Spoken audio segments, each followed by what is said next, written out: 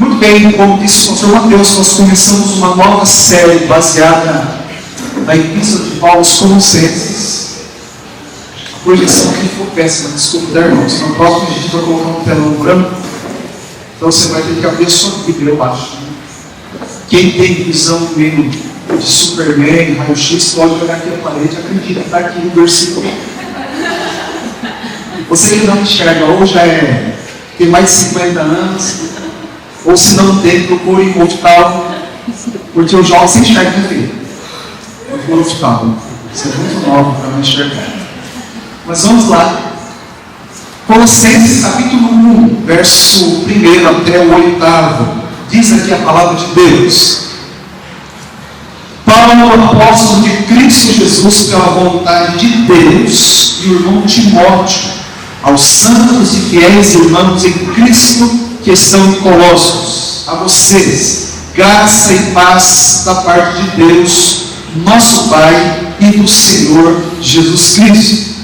Sempre agradecemos a Deus, o Pai de nosso Senhor Jesus Cristo, quando oramos por vocês, pois temos ouvido falar da fé que vocês têm em Cristo Jesus e do amor que têm por todos os santos, por causa da esperança que está reservada a vocês nos céus, a respeito da qual ouviram por meio da palavra da verdade o Evangelho que chegou até vocês. Por todo o mundo este Evangelho vai frutificando e crescendo, como também ocorre entre vocês, desde o dia que ouviram e entenderam a graça de Deus em toda a sua verdade. Vocês o aprenderam de Epáfras, nosso amado cooperador, fiel ministro de Cristo para conosco, que também nos falou do amor que vocês têm no Espírito. Muito bem, essa carta foi escrita pelo apóstolo Paulo por volta do ano 60, primeiro século, para os crentes que viviam na cidade de Colossos, diferente de hoje, que a gente fala assim: de qual igreja você é? Aí sou da igreja batista de Suzano, eu sou da igreja presbiteriana de Poá. Naquele tempo não existia essas placas denominacionais, os crentes eram de cidades. Colossos era uma cidade da Ásia Menor, atual Turquia. Então todos os crentes que viviam lá eram uma igreja de Jesus, lá de Colossos. E Paulo escreve para essa igreja. Essa carta tem uma particularidade que inclusive revela a grandeza do apóstolo Paulo, né? Como era o seu coração, a visão que ele tinha de reino. Por quê? Porque ele disse assim, ó, que sempre agradecer a Deus quando lembrava dessa igreja. Mas qual o problema disso aí, ele sempre agradecer? Segundo os estudiosos, Paulo, para começar, ele não fundou essa igreja. Ele sequer conhecia essa igreja pessoalmente. Ele conhecia poucos membros dessa igreja. Então, uma igreja que ele nunca foi, que ele não plantou, e que ele conhecia uma meia dúzia de pessoas. A gente sabe seguramente que ele conhecia Filemon, que era dessa igreja, Onésimo, aquele escravo fugitivo que depois se converte, e Epáfras, que era o pastor dessa igreja. Olha, eu confesso para os irmãos, orar todos os dias é só pela voz de Suzano e de Campinas, eu sou pastor. Eu tenho amigos pastores, pelos quais eu oro, ele vem convite, mas todos os dias agradecer, eu faço isso. Eu tenho minhas dúvidas, se algum pastor no Brasil, né, agradece todos os dias por uma igreja onde ele nunca nem foi, né, não tem conhecimento nenhum. Então, Paulo era assim. Ele tinha muita gratidão no coração. Ele era extremamente generoso. E ele era muito antenado para as coisas que aconteciam naquele tempo. Olha, não tinha rede social para você saber, né, o que estava acontecendo. Ele ficava sabendo, ele louvava a Deus, ele se preocupava com as igrejas de Jesus, que nem era dele. Ele era alguém que a gente vê na Bíblia, ele servia a Jesus com todas as suas forças. Era um homem muito animado. A pergunta que eu faço é: o que faz alguém ser desse jeito? tem um coração tão generoso, está tão animado, tão empenhado na igreja de Jesus, ser tão fiel a Jesus. Sabe, gente, Satanás, ele tem uma tese, ele tinha pelo menos. A gente vê isso na Bíblia. O que faz um crente ser fiel? Um crente amar Jesus, seguir a Jesus com todas as suas forças? O que faz? Jó, capítulo 1, verso 8 a 11. Satanás vai falar assim: é pura retribuição, é por conveniência. Olha lá o que diz no texto. Disse então o Senhor a Satanás: reparou-lhe o servo Jó, não há ninguém na terra como ele, irrepreensível, ímpio, homem que teme a Deus e evita o mal. Será que Jó não tem razões para temer a Deus? Respondeu Satanás. Tudo bem, ele tudo isso aí, mas ele tem motivo. Olha o 10. Acaso não puseste uma cerca em volta dele, da família dele e de tudo o que ele possui? Tu mesmo tens abençoado tudo o que ele faz, de modo que os seus rebanhos estão espalhados por toda a terra. Mas estende a tua mão e fere tudo o que ele tem, e com certeza ele te amaldiçoará na tua face. E sabe que Deus aposta em Jó. E você conhece a história, você não conhece bem, são apenas 42 capítulos. Toda vez que eu estou num momento assim muito depressivo, eu sinto e leio Jó numa sentada só. Fala muito no meu coração. E nós sabemos que Satanás quebra a cara. Satanás quebra a cara. E sabe que Paulo também contrariou essa tese de Satanás, de que era tudo isso porque Deus estava cercando ele de todos os lados com as mais maravilhosas bênçãos. Sabe, os irmãos, que essa carta de Colossenses, juntamente com uma carta para Filemão, que era o membro dessa igreja, de Efésios e Filipenses, essas 4 cartas foram escritas todas numa mesma ocasião. E qual é? Prisão. Paulo estava encarcerado. E naquele dia, naquele tempo, não tinha direitos humanos para falar: não, justo, não tem circulação de ar, não tem luz entrando, não tem comida adequada, não tem visita íntima, não tem saidinha de dia das mães, dia dos pais. E eu entrei uma dessas prisões quando fui para Israel. Simplesmente é um buraco. Não tem luz, não tem nada. Paulo. É lógico que nesse tempo aqui ele tinha uma certa liberdade, a gente sabe que não era exatamente essa prisão. Tanto é que ele podia escrever, né? Quem vai escrever num completo hebreu? Mas ele estava na prisão. Estava na prisão não porque fosse um malfeitor. Ele estava na prisão justamente por causa da sua fidelidade e amor a Jesus Cristo. E a gente sabe que ele está em toda essa carta, a gente só sabe que ele estava numa condição terrível por causa do último versículo dessa carta, Colossenses 4,18. Ele faz uma brevíssima menção: lembre-se das minhas algemas. A despeito das condições desfavoráveis em que Paulo se encontrava, das limitações que lhe foram impostas próprio de uma condição, de um encarcerado, a despeito do sofrimento físico, porque o ingresso era precedido por chibatadas, no isolamento social que costuma bater qualquer pessoa normal, a sua devoção e o seu amor por Jesus não foram abalados.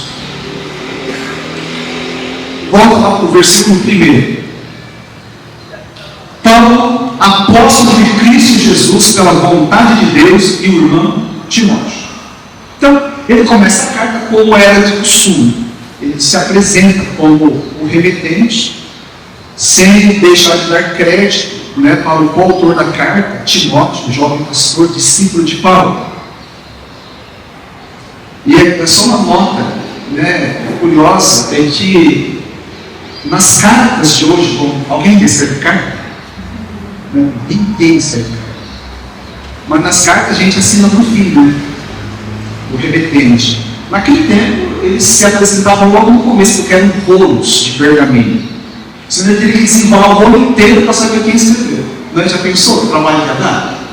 E aí, dependendo de alguém, nem desenrolando ia saber.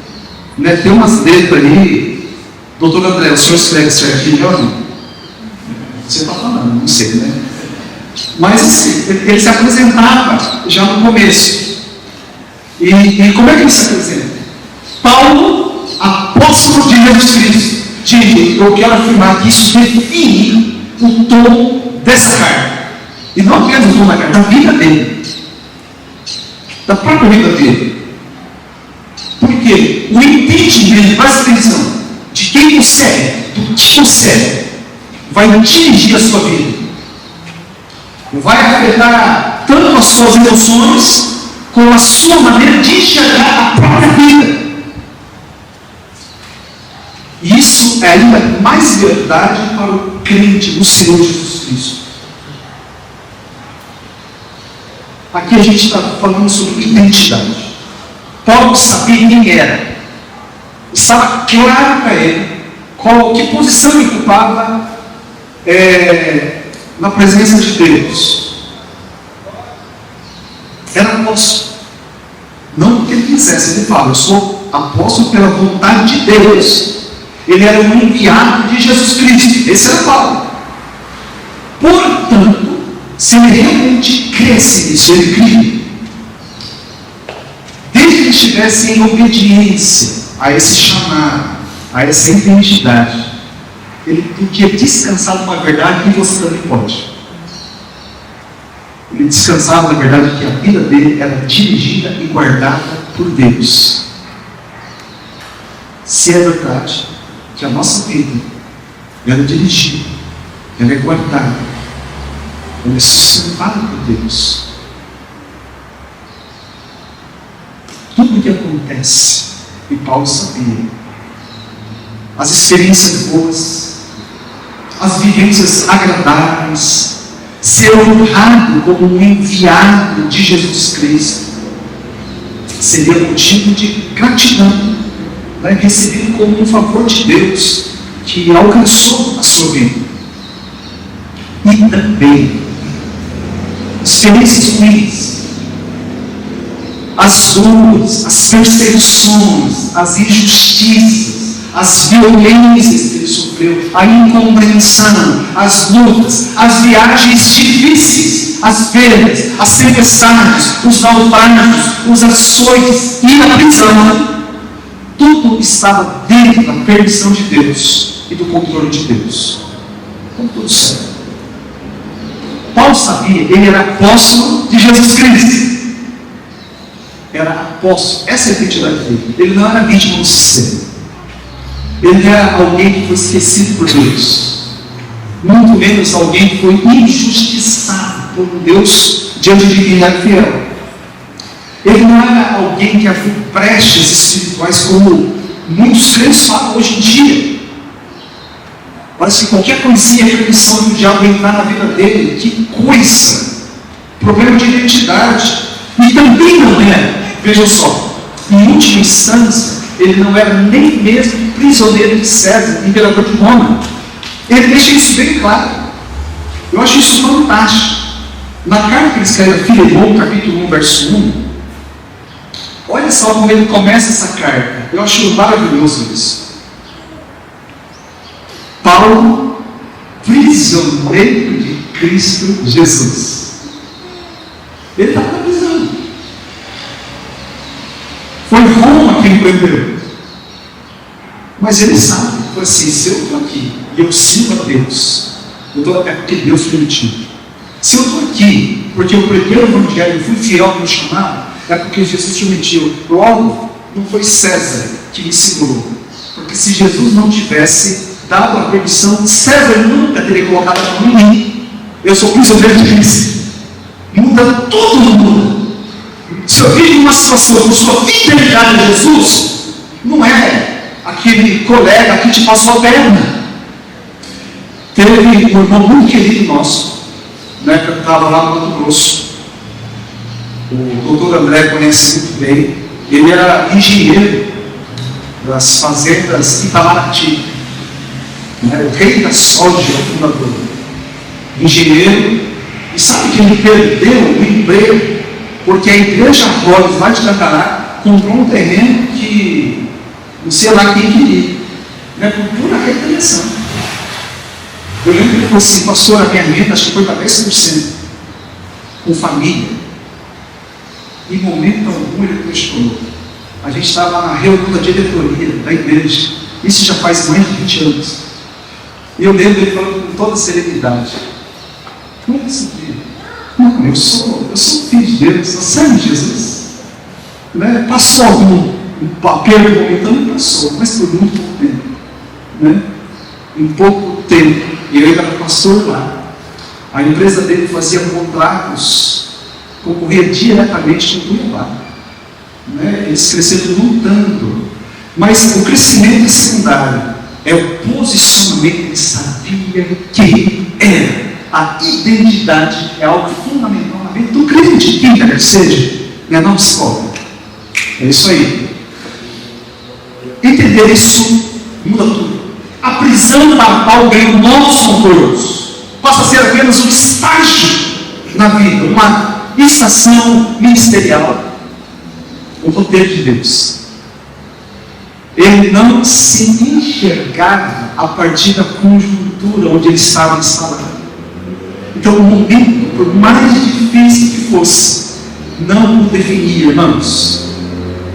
E porque Paulo, ele se via na perspectiva correta, as emoções dele estavam protegidas, não eram afetadas. Ele não se via assim: eu sou Paulo, um coitado. Paulo, uma vítima, Deus podia me cuidar, tratar melhor da minha vida. Ele não estava apelando para a igreja: olha, tem medo de mim. Não, era simples. Paulo, apóstolo de Cristo. Por isso, se estava na prisão, ok. Foi Cristo quem permitiu. Está tudo certo. Fora da prisão ou dentro da prisão, continuava sendo apóstolo. Preso livre. Deus continuava sendo Deus para ele e merecedor de todo o seu amor e da sua confiança. Porque ele estava preso no corpo, sim, mas a sua alma estava livre. Nenhum tipo de dependência, sabe? Em relação a ter ou não ter. Experimentar coisas boas ou ser privado delas. Nada disso prendia a alma dele. Aquele que sabe quem é, vai saber o que fazer, saber como viver e saber para onde ir. Não é um perdido. Atenção. É de se notar que o primeiro versículo dessa carta aos Colossenses, Paulo, ele diz que é apóstolo de Cristo. Isso é identidade. O último versículo dessa carta, ele fala: lembre-se das minhas algemas. Isso é circunstância. Quando a identidade vem na frente, as circunstâncias tornam-se meros detalhes. Ronaldo Ligório, ele é um missionário preciosíssimo. Atualmente ele está lutando contra o câncer, mas ele sempre continua muito animado e encorajado, porque luta na saúde para ele é algo que não é incomum. Ele viveu em Gana, na África, onde várias vezes ele experimentou malária. Eu desconheço malária. Eu tive menos de tiver malária.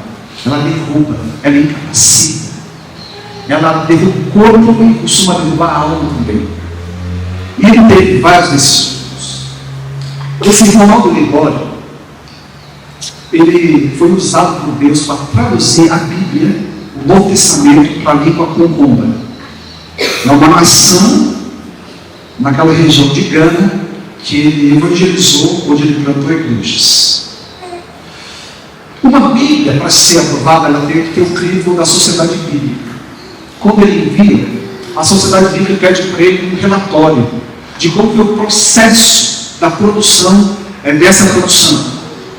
E então ele recorreu ao seu diário. Para sua própria surpresa e espanto, olha o que ele descobriu. Naquelas fases, e não foram poucas, em que ele estava, por causa da malária, prostrado na cama muitas vezes, não tinha forças físicas para ir para o campo evangelizar. Ele não tinha forças para discipular a igreja que acabou de nascer. Ele não tinha como fazer viagens para mapeamento missionário. Nesse tempo, nessa fase, foi a mais produtiva na tradução da Bíblia. Que coisa fantástica! Ele achou aquilo algo muito, muito interessante. Se Deus ele está no controle da vida do crente, ele está bem. Você crê que ele está no controle da sua vida? Qualquer situação que a gente vive, ela foi permitida por Deus. Então, de certa forma, está ok. Lidório fez grande parte da sua produção do Novo Testamento para a língua com conta no período da malária. Paulo escreveu 4 cartas preciosas que estão na sua Bíblia enquanto estava na prisão. Tempos ruins não são tempos para reclamação. Tempos ruins não é tempo, não é licença dada por Deus para a gente dar um tempo para as coisas de Deus. Tempos ruins são apenas estações a serem enfrentadas com fé, na certeza de que o Senhor permanece conosco. E até para esses tempos, Ele tem um propósito. A sabedoria bíblica diz em Eclesiastes capítulo 3: para tudo há uma ocasião certa, há um tempo certo para cada propósito debaixo do céu. Qual é a estação que você está vivendo hoje? Se você é um fiel seguidor do Senhor, há um propósito para o Senhor. Pastor, eu estou desviado. Também tem um propósito: se arrepender e voltar para o Senhor. Esse é o lugar mais seguro para o crente. Quem é você? Você que é um crente do Senhor Jesus Cristo, permita-se ser definido pela palavra de Deus. O que a palavra de Deus afirma sobre a sua vida precisa estar firmado no seu coração. Aí sim, a sua identidade vem primeiro. Por exemplo, João capítulo 1, versículo 12.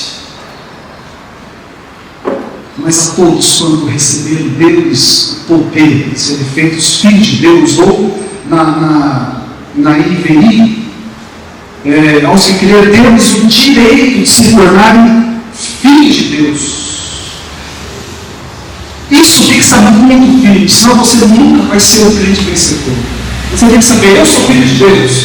E sabe que essa identidade foi a primeira identidade de Satanás atacando Jesus. Ele disse: se é filho de Deus, transforma essa terra em pães. Não é verdade? Ele atacou. Porque quando a gente passa a duvidar dessa verdade, de que somos filhos de Deus, a base que nos sustenta, a segurança, é ruim. A gente vai ser como essas crianças órfãs, inseguras, traumatizadas, sem saber para onde ir, de onde veio. Se você crê, você é filho de Deus. Essa verdade, o Espírito Santo tem que traduzir essa palavra que a gente vê nos nossos olhos em uma verdade encarnada na nossa mão. Filho de Deus. E filho de Deus vive com Deus, como Deus quer. O filho imita o pai. Romanos 8, 38 e 39.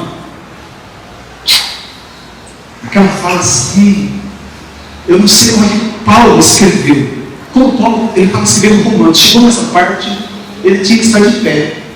E talvez pulando.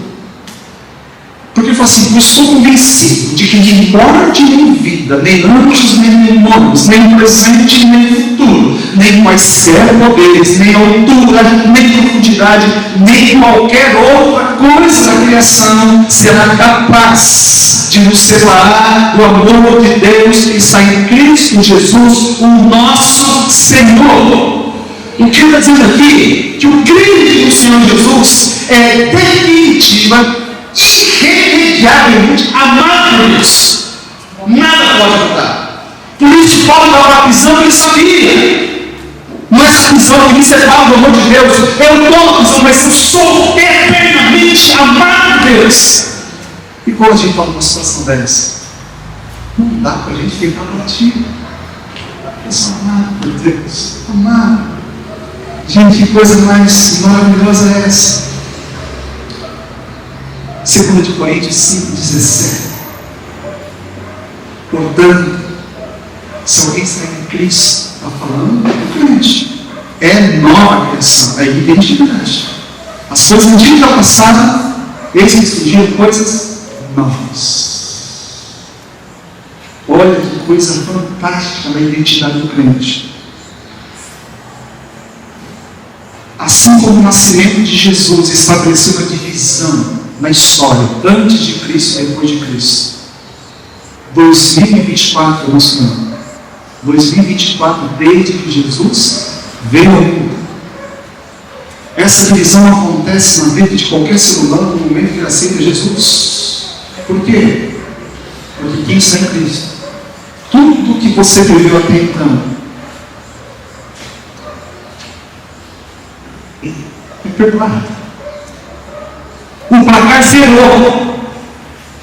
Você tem uma nova e tremenda possibilidade em Cristo e através de Cristo. Não tem essa história, não. Eu conheço o passado. Uma vez, um irmão da igreja estava orando por um endemoniado. O endemoniado falou assim: eu sei o que você fez. Sabe o que você falou? Eu também sei. E eu sei que já perdoou. Agora você sai em nome de Jesus. Se diz assim: o passado vai passar. Eu sei que muita gente tem coisas do passado, e eu também tenho, das quais eu me envergonho. Eu gostaria que não tivesse acontecido, mas aconteceu. Mas sabe que aos olhos de Deus, se você está em Cristo, já foi. Aquilo não te define mais. Você tem novas e tremendas possibilidades através do Senhor Jesus. Essa é a sua identidade. Você é uma nova criação. Não permita que ninguém te contrário. Que as palavras contrárias a essa afirmação não venham ser coladas na sua alma. Que a palavra de Jesus possa ser abraçada por cada um de nós aqui. Tem um filósofo francês chamado Emmanuel Levinas. Ele tem uma frase que eu acho uma delícia. Ele fala assim: o presente é começo puro. Eu estou pensando, o crente ainda mais. O presente é começo puro. Tudo que foi até agora, não importa o desastre que tenha sido, se eu estou em Cristo, passou. Eis que surgiram coisas novas. Tem coisas novas para mim e para você pegar pela frente. Alguém você crê nisso? A gente pode. Não deixe o passado desmentir essa verdade. Por isso eu digo identidade. Identidade. Versículo 3. Sempre agradecemos a Deus, o Pai de nosso Senhor Jesus Cristo, quando oramos por vocês. Nós temos ouvido falar da fé que vocês têm em Cristo e do amor que tem por todos os santos, por causa da esperança que está reservada a vocês nos céus. Aqui se encontram as chamadas 3 verdades teologais. Né? Para quem estudou teologia, está chamado também de as 3 virtudes cardeais. É o tripé. Né? Esse tripé, fé, esperança e amor.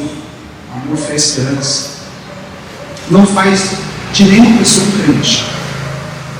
Mas todo crente tem essas três coisas.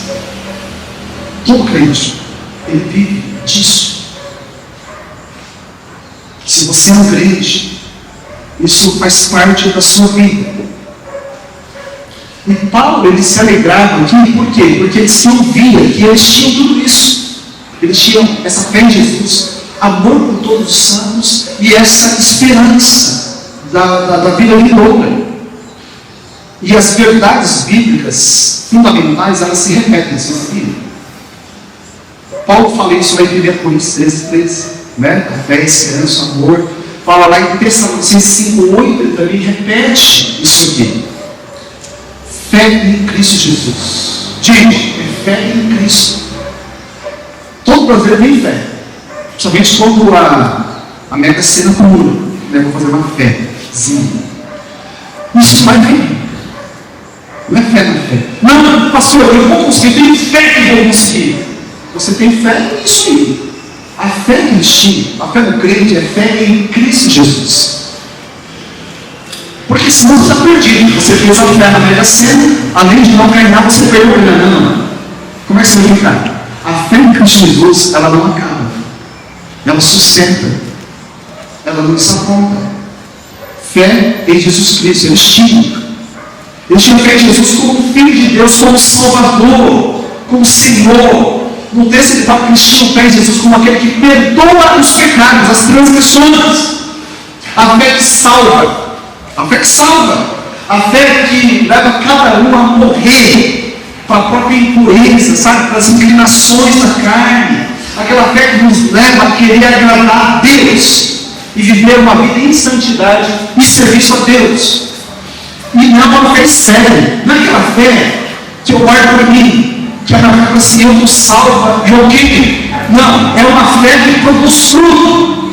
Esse fruto, ele mostra que esse fruto que se desdobra em amor. Amor por todos os santos. O crente que tem essa fé em Jesus é o crente que ama os outros, que se manifesta na direção do outro. Aquele crente que nasceu do salvo para do bloqueio, pode ser crente, mas não é um crente maduro. É uma fé que ficou pelo caminho. E finalmente, esperança. Não é, irmãos, como muitos crentes falam, eu tenho esperança de que no fim tudo vai dar certo. Depende de quem ele está falando. Né? Quantas vezes eu vou no hospital e tem gente que declara e fala isso, aquilo. Não, eu tenho fé que Deus vai tirar, eu tenho essa esperança. Né? Eu tenho essa esperança aqui, ó. No fim Deus vai tirar da cama. Gente, a morte é só uma questão de calendário. Eu não costumo fazer jejum porque isso frente eu oro. Eu fico pasmo quando eu vejo alguns falando assim, nossa, eu estou chocado, ele morreu. Eu assim, brother, tinha 93 anos. Morreu? Chocado por quê? Você queria que ele fosse até aqui, 123. Uma hora vai morrer. Ah, pastor, você não fica triste? Lógico que eu fico. Eu fui no enterro de uma colega essa semana, morreu lá em São José dos Campos. Né? Morreu. A gente fica triste, mas eu fico chocado. Ela não ficou chocada, tenho certeza. Mulher com 73 anos evangelizava. Ela conhecia os hospitais todos lá, em São José, porque ela trabalhava com cabeleireiro hospitalar. Ela jamais, se alguém fosse ficou chocada, ela pudesse levantar o caixão e falar assim, você cala a boca. Não foi isso que isso veio. Mas que fez sua com Jesus. Né? Esperança, sabe? Essa esperança que sustentava Paulo é o seguinte: mesmo que aconteça o que o coração deseja, porque a gente deseja muita coisa, mesmo que a morte ela dê força, e toda a sua crueza, não importa por quê? Porque essa esperança é do tipo que não pode ser frustrada. Porque ele está falando assim, ó, que é a esperança que está reservada nos céus. Se tudo der errado aqui, eu tenho alguém esperando. Não é que eu tenho lugar para ir, mas alguém esperando. Desculpa, Luan. Mas não acostuma. Você vai acordar muita gente. Não é esse pregador na África, para quem não sabe. Ele ajuda com os pais. E ele vai fazer isso para acordar muita criança também, faz parte. Romanos 10, 17. Consequentemente, a fé vem por se ouvir a mensagem ouvida mediante a palavra de Cristo. Meus amados irmãos, é necessário que a gente anuncie o Evangelho. É pela proclamação de Jesus Cristo que as pessoas irão crer. Essa história de que eu não pego a boca, eu pego a ouvido, é conversa. Isso é testemunho. Apenas testemunho não salva ninguém. Ah, não, ele faz sinais maravilhas. Ótimo, testifica do poder de Deus, mas ainda também não salva ninguém.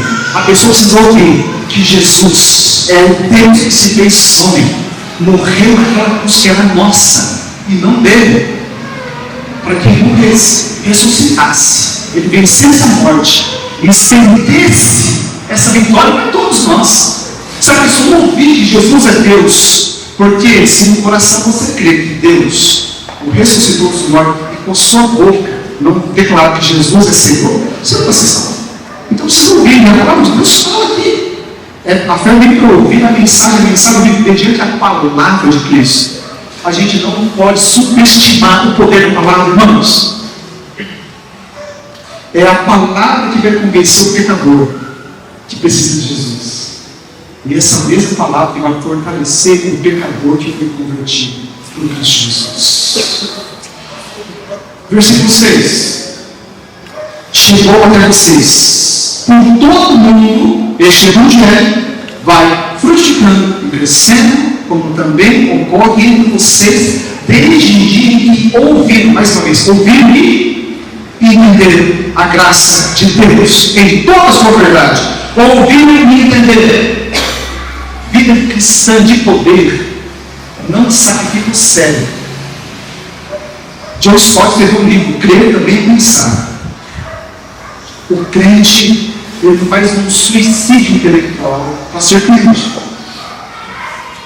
E ler a palavra, estudar a palavra, entender a palavra, é nos proteger. Nos proteger de heresias e também dessa moda hoje do sentir Deus. As pessoas querem sentir Deus. E quando ele perde essas emoções, o que vai sobrar? Aonde ele vai se agarrar? Ainda bem que isso não vê pessoas que acham que o culto não foi bom, que já é muito estranho. Como é que ele vai saber? O culto é para Deus. Você tem que assim, Deus, o culto foi bom? Né? Se Deus não foi bom, você sabe. Mas enfim, hoje o culto não foi bom. Eu me arrepiei. Diz, você quer arrepiar? Quem quer arrepiar aqui? Eu vou levar um pouco para arrepiar. Uma vez eu peguei, enchi um adolescente na minha igreja, eu nem via nada. Eu falei assim, hoje vai ser especial. De noite, eu levei no meio do cemitério. Todo mundo ficou arrepiado, até as sobrancelhas arrepiadas. Não é isso que Deus quer. Né? É o entendimento, ouvir o entender. A gente entender. É esse entendimento que nos transforma e nos faz ficar cada vez mais confiantes em Jesus, apaixonados por Jesus. Paulo experimentou esse poder, por isso que ele fala, porque ele sabia quem era. Os colossenses sabiam quem era. O que Jesus fez com eles se manifestaram: a fé, o amor e a esperança. Você tem uma identidade em Cristo. Então você pode viver uma vida de poder. Viva essa vida. Busque essa vida. Leia mais essa vida. Procure nela quem Deus diz que você é. E vive-se nessa identidade com essa cabeça.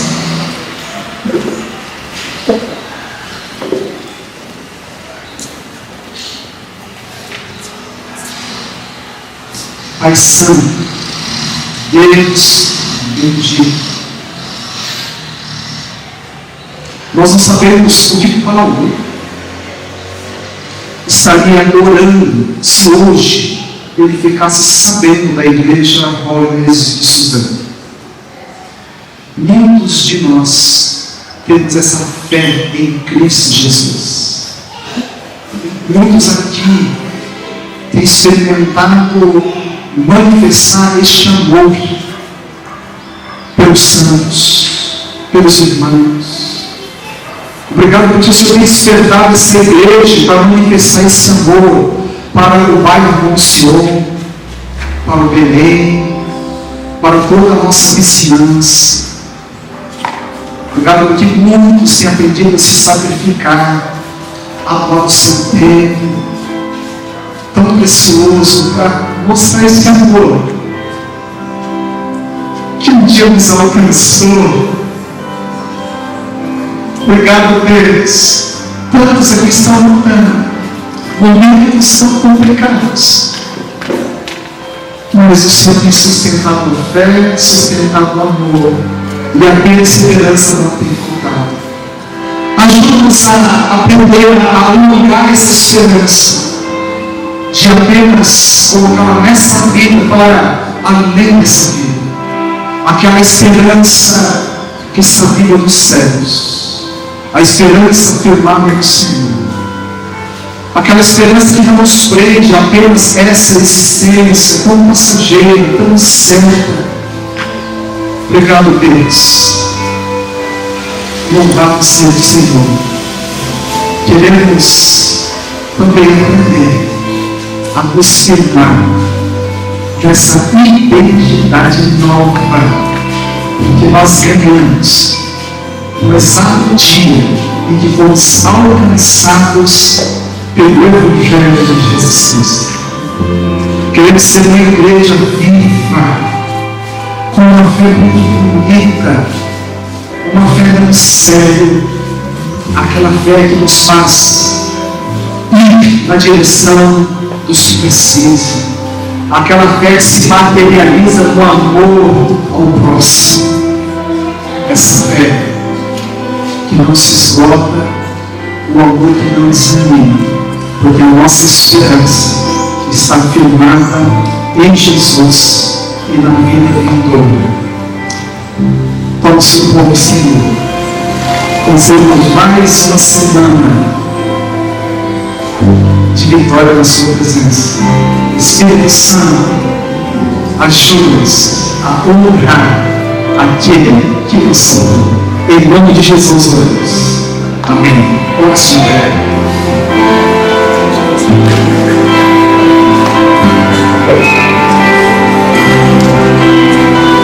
Igreja, enquanto nós acabamos esse louvor, deixa eu estar na casa do Senhor, bem?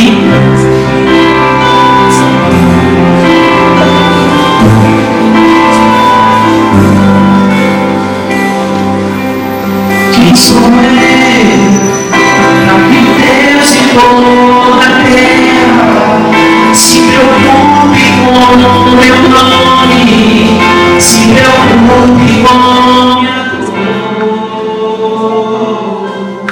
quem sou eu para que a estrela da manhã ilumine o caminho desse meu coração? Não apenas por quem sou, mas porque tu és fiel, nem por tudo que eu faça, mas por tudo que tu és.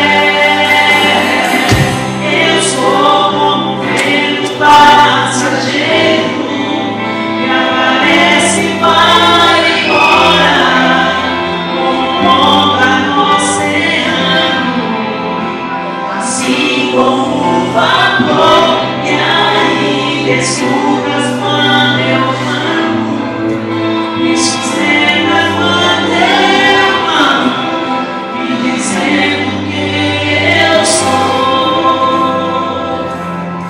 teu.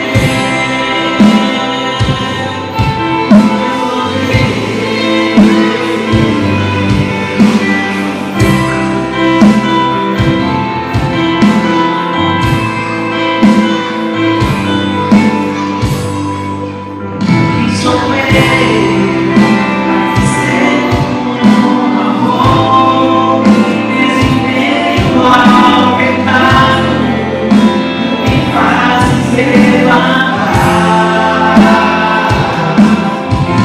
sou Ele, minha voz que acalma, me acalma com a tormenta, se faz dentro de mim.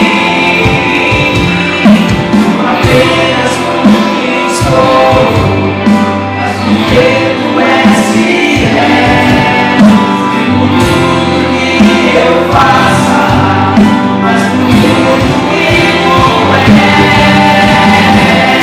eu sou como vento passageiro, que aparece e vai embora, como onda costeira, assim como um vapor que ainda escuta quando eu chamo, me sustenta quando eu amo, me dizendo quem eu sou.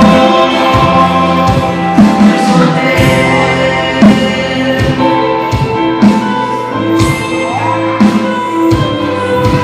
Eu sou